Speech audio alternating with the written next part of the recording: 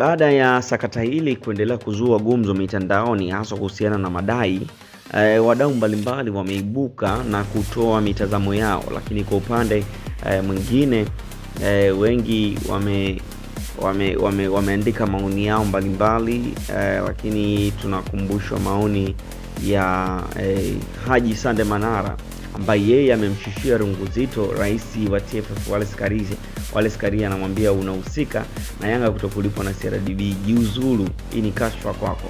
Mwanachama hai na shabiki kindakindaki wa klabu ya Yanga Africa Haji Sande Manara ameibuka na hoja nzito mara baada ya klabu hiyo kulalamikia kwamba mpaka sasa bado hawajalipwa pesa zao za ubingwa CRDB Federation Cup ambazo walishinda msimu uliopita mara baada ya kuwa mabingwa michuano hiyo. Kwa mujibu wa taarifa ambayo ilitolewa na klabu ya Young Africa siku ya Jumatatu tarehe 9 Juni, inaeleza kwamba TFF ambao ndio wadhamini wasimamizi wakuu wa michuano hiyo mpaka sasa bado hawajawalipa Young AC pesa hizo, kitu ambacho kimepelekea viongozi wa klabu hiyo kufanya maamuzi magumu ya kugomea mechi hiyo ijayo ya fainali kama watakuwa hawajalipwa pesa hiyo mnamo tarehe 28 Juni. Mara baada ya klabu ya Yanga kutoa taarifa hiyo kwa umma, Haji Manara amekuja na hoja mpya kabisa ambapo ameeleza wazi kwamba mtu pekee aliyekwamisha mchakato wa Yanga kulipwa ni rais wa TFF Wallace Karia. Manara anaamini kwamba benki ya CRDB haiwezi kulimbikiza deni la klabu ya Yanga AC, bali inawezekana kwamba walishawalipa TFF na pesa hizo kwa sasa zitakuwa zimekwamia kwenye mikono ya Wallace Karia pamoja na viongozi wake wengine. Manara katika taarifa yake amefika mbali zaidi kwa kueleza kwamba Karia pia anapaswa kuachia ngazi kwenye shirikisho hili kwa sababu ameshindwa kuwajibika vyema, ikiwa ni pamoja na kufanya janja kwenye pesa ambazo Yanga walipaswa kulipwa tangu mwanzoni mwa msimu huu.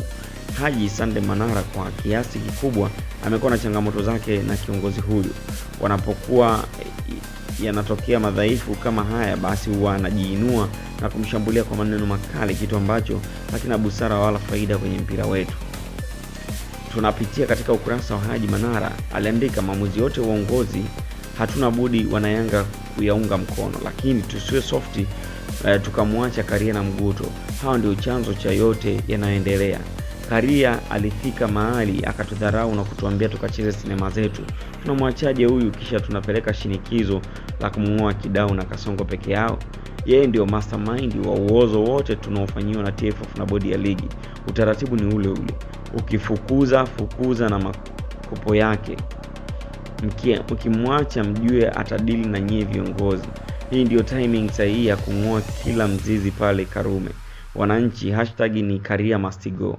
Hayo ni maelezo ya Haji Sande Manara, lakini vile vile baada ya barua ya CRDB kutoka, Haji Manara alikuja kuiposti akasema lazima Karia wajibike immediately kwa hili lililofanyika. Yeye na genge lake hawastahili tena kutuongozea mpira wetu. Kama kiongozi mkuu wa taasisi anapaswa kuwa kwanza kukaa kando na kuwajibika kwa haya madudu yao. Wanaharakati wa football tushamjua adui wetu wa football ya Tanzania, nao ni kudeal naye effectively ili atupishe, na kwenye hili tuache kuremba, tuanze na yeye kisha wengine wafuate. Tusiwatoe mbuzi wa kafara bidagaa peke yao. Thanks benki ya watu CRDB, Karia must go. Manara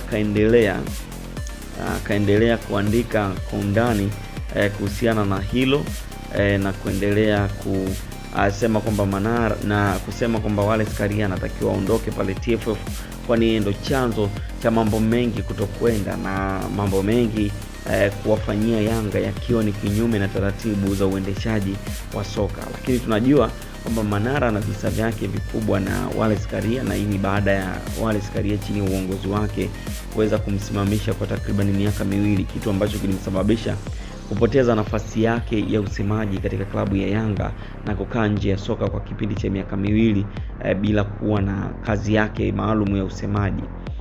Na hili lilitokana na mchezo wa fainali ya wakati ule ikiwa inaitwa Azam Federation Cup baina ya Yanga dhidi ya Coastal Union kule Arusha katika uwanja wa Sheikh Amri Abeid, ambapo walirushiana maneno na Manara akitaka kumpiga Wallace Karia. Mwisho wa siku akashtakiwa na secretariat ya uongozi wa TFF na akakutwa na hatia ya kuweza kumtukana rais wa shirikisho la soka Wallace Karia, na mwisho wa siku kukumbana na rungu la adhabu ya kufungiwa miaka 2 huku akiambiwa alipe faini ya shilingi milioni 10 na baadaye ikapunguzwa. Kwa hiyo kumekuwa na kujibishana au kutunishiana misuli baina yake na Wallace Karia, lakini hilo bado halijamsaidia kwa namna yoyote. Lakini sasa hivi ameanzisha movement ya Karia must go na hashtag yake kwamba Karia anatakiwa aondoke katika nafasi yake ya uongozi ndani ya shirikisho la soka Tanzania TFF.